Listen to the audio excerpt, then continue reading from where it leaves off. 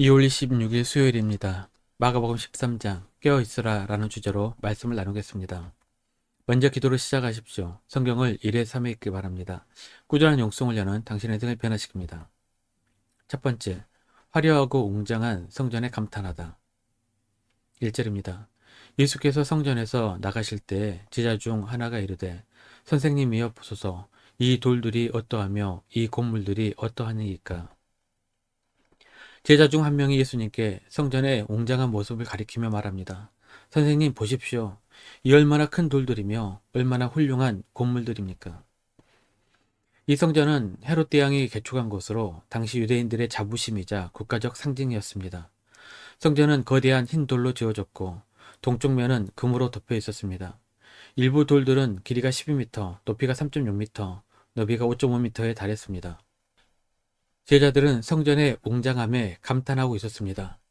바로 앞에 예수님께서 칭찬하신 두 렙돈, 약 2,000원 정도 되는 돈을 헌금한 가난한 과부와 대조가 되는 장면입니다.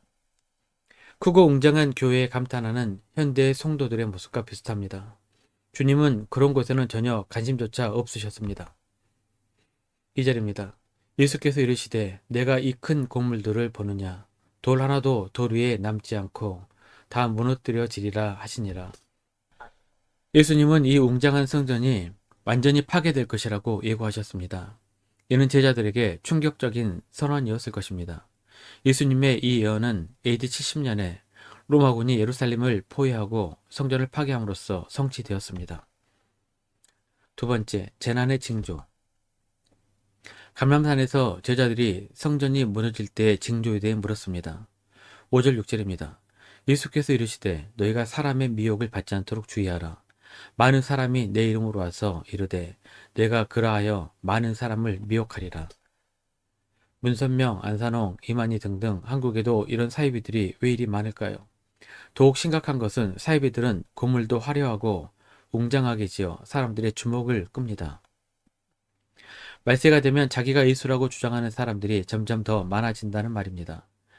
옛날보다 이런 징조들이 더욱더 강하게 나타난다는 사실입니다. 이럴수록 정신 똑바로 차리고 진리신 예수님 앞에 나와야 합니다. 더욱더 말씀에 열심을 내고 진실하게 기도해야 합니다. 미혹의 영을 구분할 수 있는 영성을 구해야 합니다. 7절 8절입니다. 난리와 난리의 소문을 들을 때에 두려워하지 말라. 이런 일이 있어야 돼 아직 끝은 아니니라. 민족이 민족을 나라가 나라를 대적하여 일어나겠고 곳곳에 지진이 있으며 기근이 있으리니 이는 재난의 시작이니라. 말세에는 종교적 미혹이 있을 뿐만 아니라 사회와 국가의 혼란이 넘치게 됩니다.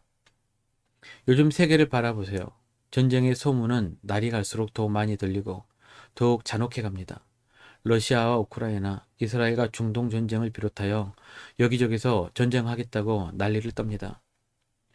이런 전쟁과 사회적 혼란이 많아질수록 말세에 가까워졌다는 것을 우리 크리스천들은 깨달아야 합니다. 이럴수록 우리는 깨어 이 세계의 구원을 위해 기도해야 합니다. 더 많은 영혼이 하나님께 돌아오기 위해서 전도와 선교에 힘써야 할 것입니다. 적어도 우리의 가정은 구원받아야 할 것 아닙니까? 10절입니다. 또 복음이 먼저 만국에 전파되어야 할 것이니라. 세 번째, 가장 큰 환난. 14절입니다. 멸망에 가증한 것이 서지 못할 곳에 선 것을 보거든 읽는 자는 깨달을진저 그때에 유대에 있는 자들은 산으로 도망할지어다. 그때에 당할 환란에 대해 주님께서 경고하고 계십니다. 그 일이 벌어지면 생명을 지키기 위해 피신하라는 말입니다. 그렇다면 그때란 언제를 말하는 것일까요? 두 가지 관점으로 해석이 가능합니다. 첫 번째, 로마에 의해 예루살렘이 멸망당하고 성전이 파괴된 때, 즉 AD 70년경을 말합니다. 요세푸스는 이때 포위 기간 동안의 참상을 생생하게 묘사했습니다. 도시 전체가 살인, 기근, 심지어 식인행위로 황폐화되었고 약 110만 명이 사망했다고 기록했습니다. 둘째는 종말의 때를 의미합니다. 문맥상 종말의 때를 해석하는 것이 더 적합해 보입니다. 어느 정도의 환란이 임할지에 대해 이렇게 기록합니다. 19절입니다. 이는 그날들이 환란의 날이 되겠습니다. 하나님께서 창조하신 시초부터 지금까지 이런 환란이 없었고 후회도 없으리라. 네 번째, 예수님의 재림. 그렇다면 종말의 때, 즉 예수님의 재림이 가까워질 때 우리 신자들은 어떻게 살아야 할까요? 우리 신자들의 삶의 태도를 오늘 본문에서 알 수 있습니다.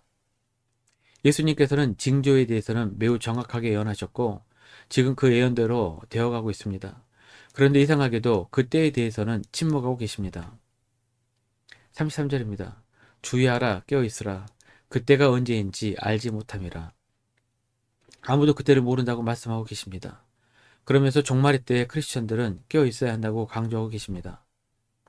하나님께서는 우리 인간의 연약함을 아시고 항상 깨어있으라고 때를 감추셨습니다. 그리스도의 재림이 언제인지 안다면 대부분의 사람들은 대충 살다가 그때 잠깐 정신 바짝 차리면 될 것입니다. 성경에서 말하는 말세에 성도는 항상 깨어있어야 합니다. 우리 크리스천들은 구원을 예수님 영접하면 거기가 종착역으로 생각하는데 잘못된 이해입니다. 예수님 영접한 것은 구원의 시작점에 불과합니다. 요한 에슬레가 말한 구원은 성화의 단계를 거쳐 완전의 단계까지 이르는 것입니다. 이것이 온전한 구원이라고 했습니다. 우리는 하나님을 향한 의도가 순수한가? 나의 신앙이 현실 속에서 날마다 거룩하게 살려고 몸부림치는가? 이것이 바로 늘 깨어있는 신앙인의 질문 아니겠습니까? 이렇게 날마다 늘 깨어서 거룩한 성도의 삶을 사는 것이 바로 이 종말의 때에 예수님께서 우리에게 요구하신 태도입니다. 사도 바울은 나는 날마다 죽노라 라고 고백하고 있습니다. 이것은 종말의 신앙, 말세의 때의 신자의 태도입니다.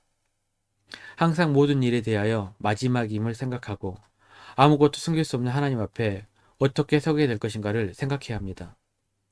그렇게 산다면 종말의 때 크게 두려워할 필요가 없습니다.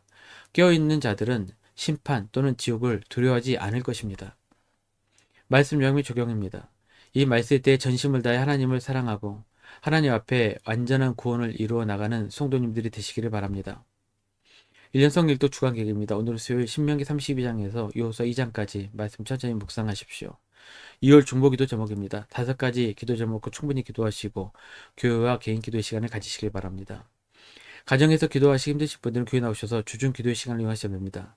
주중 기도는 새벽 6시부터 밤 10시까지입니다. 편안한 시간 나오셔서 정기적으로 기도하시기 바랍니다. 하루 30분씩 최선을 다하시기 바랍니다. 그러면 여러분의 삶이 변화될 것입니다. 영상을 다 보신 분들은 확인 문자를 보내시거나 유튜브에 댓글로 달아주시면 정기적인 영성 훈련에 도움이 될 것입니다. 오늘 하루도 승리하시기를 기도합니다.